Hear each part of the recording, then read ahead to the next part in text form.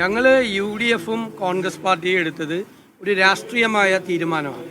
കാരണം ഞങ്ങൾ 3 ചോദ്യങ്ങളാണ് ഗവൺമെൻറ്റിനോട് ചോദിച്ചത്.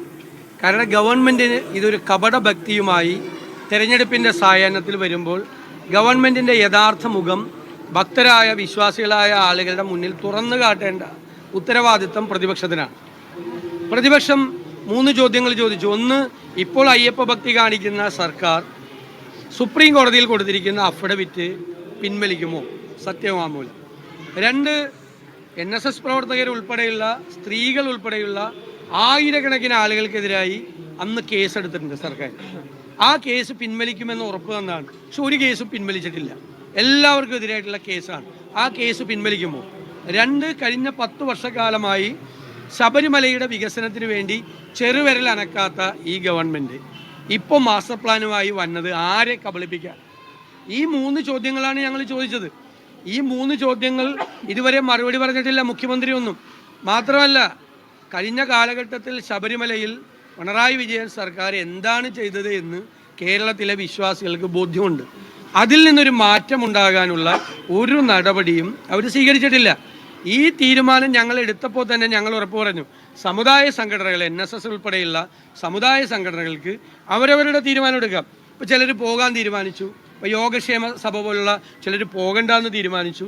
പലരും പല തീരുമാനം എടുത്തു. പല സംഘടനകളിലും പല സമുദായ സംഘടനകളിലും അവർക്ക് ഇഷ്ടമുള്ള തീരുമാനം എടുത്ത്. അത് അവരുടെ സ്വാതന്ത്ര്യമാണ്. രാഷ്ട്രീയമായി ഈ ഗവൺമെൻറ്റിനെ അവിടെ പോയിരുന്നെങ്കിൽ ഞങ്ങൾ പിണറായി വിജയനെ പോലെ ഞങ്ങളും പരിഹാസ പാത്രമാകുമായിരുന്നു.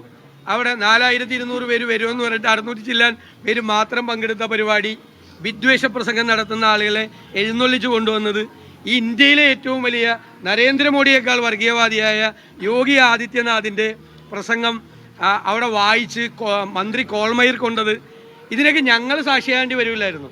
ഞങ്ങൾ പോയിരുന്നെങ്കിൽ ഞങ്ങൾ പിണറായി വിജയനേക്കാൾ വലിയ പരിഹാസ കഥാപാത്രമാകുമായിരുന്നു. അത് മുൻകൂട്ടി കണ്ടുകൊണ്ടുള്ള രാഷ്ട്രീയ തീരുമാനമാണ്. രാഷ്ട്രീയ തീരുമാനം UDF എടുത്തത്. ആ രാഷ്ട്രീയ തീരുമാനത്തിൽ ഞങ്ങൾ ഉറച്ചു നിൽക്കുന്നു. ഞങ്ങൾ ശരിയാണെന്ന് വിശ്വസിക്കുന്നു. സമുദായ നേതാക്കൾക്കും സമുദായ സംഘടനകൾക്കും അവരവരുടേതായ തീരുമാനവും അവരവരുടേതായ അഭിപ്രായം ഉണ്ടാവും. അതിൽ ഞങ്ങൾക്ക് ഒരു വിരോധവും ഇല്ല.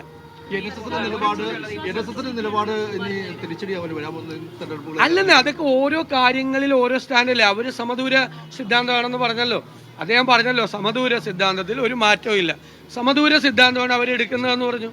തെരഞ്ഞെടുപ്പ് ഇതുമായിട്ട് എന്താ ബന്ധം? തെരഞ്ഞെടുപ്പ് ഇതൊക്കെ ഓരോ വിഷയങ്ങൾ വരുമ്പോഴുള്ള നിലപാടാണ്.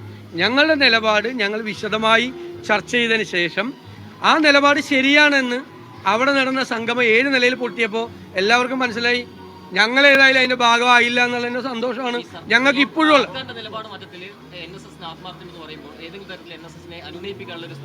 അല്ല, അതൊക്കെ ഓരോ രാഷ്ട്രീയ പാർട്ടികളും തെരഞ്ഞെടുപ്പ് ജയിക്കുന്നതിന് വേണ്ടി പല രീതികളും ചെയ്യും.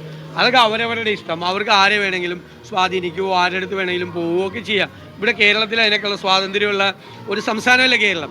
ഞാൻ പറഞ്ഞത് ഞങ്ങളെടുത്ത തീരുമാനം 100% ശരിയായിരുന്നു എന്ന് ഞങ്ങൾക്ക് ബോധ്യമുണ്ട്. ആ പരിപാടിയും കൂടി കഴിഞ്ഞപ്പോൾ അടിവരയും കൂടി ഇട്ടതിന് ഞങ്ങളുടെ തീരുമാനത്തുമ്പോൾ UDFിൻ്റെ തീരുമാനത്തുമ്പോൾ അടിവരയും ഇട്ട് നിങ്ങൾക്ക് തന്നെ ബോധ്യമായല്ലോ. നിങ്ങളൊക്കെ അവിടെ, നിങ്ങളുടെ പ്രതിനിധികളൊക്കെ അവിടെ ഉണ്ടായിരുന്നല്ലോ. അവിടെ എന്താണ് നടന്നതെന്നും അവിടെ എന്ത് കാപട്യമാണ് നടന്നതെന്നും മുഖ്യമന്ത്രിയുടെ പ്രസംഗം തന്നെ പുള്ളി ഒരു കപട ഭക്തനായി അഭിനയിക്കുകയായിരുന്നു. ജനങ്ങളെ പറ്റിക്കുകയായിരുന്നു, വിശ്വാസികളെ കളിപ്പിക്കുകയായിരുന്നു. യഥാർത്ഥത്തിൽ അല്ലല്ല, അതൊക്കെ ഞങ്ങൾ അവരൊക്കെ ആരുമായിട്ട് ഒരു വിരോധത്തിലോ ശത്രുതയിലുള്ള ഞങ്ങൾ NSSുമായിട്ടോ SNDP ആയിട്ടോ ഏതെങ്കിലും സമുദായ സംഘടനകളായിട്ടോ കേരളത്തിലെ കോൺഗ്രസിനോ കേരളത്തിലെ UDF നേതൃത്വത്തിനോ ഒരു തർക്കമില്ല. അവർക്ക് അവരുടെ നിലപാടുകൾ എടുക്കുന്നതിന് ഞങ്ങൾക്കൊരു പരാതിയില്ല. ഞങ്ങൾക്ക് പക്ഷേ ഞങ്ങളുടെ നിലപാടുണ്ട്. ആ നിലപാട് ഞങ്ങൾ ആലോചിച്ച് ചർച്ച ചെയ്ത് എടുത്തതാണ്.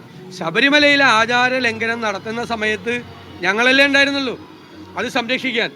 ആചാരങ്ങളെ സംരക്ഷിക്കാൻ വേണ്ടി എന്തു വില കൊടുത്തും നിലപാടെടുത്ത് ഞങ്ങളല്ലേ കൂടെ നിന്നത്. ഗവൺമെൻറ് ചെയ്തത് എന്ത് വൃത്തികേടാണ് ചെയ്തത്? ആചാര ലംഘനം നടത്തുന്നതിന് വേണ്ടി പോലീസിൻ്റെ പിൻബലത്തോടു കൂടി 2 സ്ത്രീകളെ കൊണ്ടുവന്ന് ഇരുട്ടിൻ്റെ മറവിൽ ശബരിമലയിൽ ദർശനം നടത്തി, ആചാര ലംഘനം നടത്തി. ലോകം കീഴ്മേൽ മറിഞ്ഞാലും ഇതിലൊരു മാറ്റം ഉണ്ടാവില്ല, ഒരു നിലപാടുണ്ടാവില്ല എന്ന് പറഞ്ഞു ഇല്ലേ പിണറായി വിജയൻ? എന്നിട്ട് നവോത്ഥാന സംരക്ഷണ സമിതി ഉണ്ടാക്കി. ആചാര ലംഘനം നടത്തുന്നത് നവോത്ഥാനമാണ് എന്ന് പറഞ്ഞു. ഇതൊക്കെ കേരളം കണ്ടതല്ലേ? ഇതെല്ലാം കേരളം കണ്ടതാണ്. ഞങ്ങളുടെ ചോദ്യം, അന്നത്തെ ആ നിലപാടിൽ നിന്ന് എന്ത് മാറ്റം പിണറായി സർക്കാരിനുണ്ടായി? മാറ്റം ഉണ്ടെങ്കിൽ ആദ്യം ചെയ്യേണ്ടത് സുപ്രീം കോടതിയിലെ സത്യവാങ്മൂലം പിൻവലിക്കണം.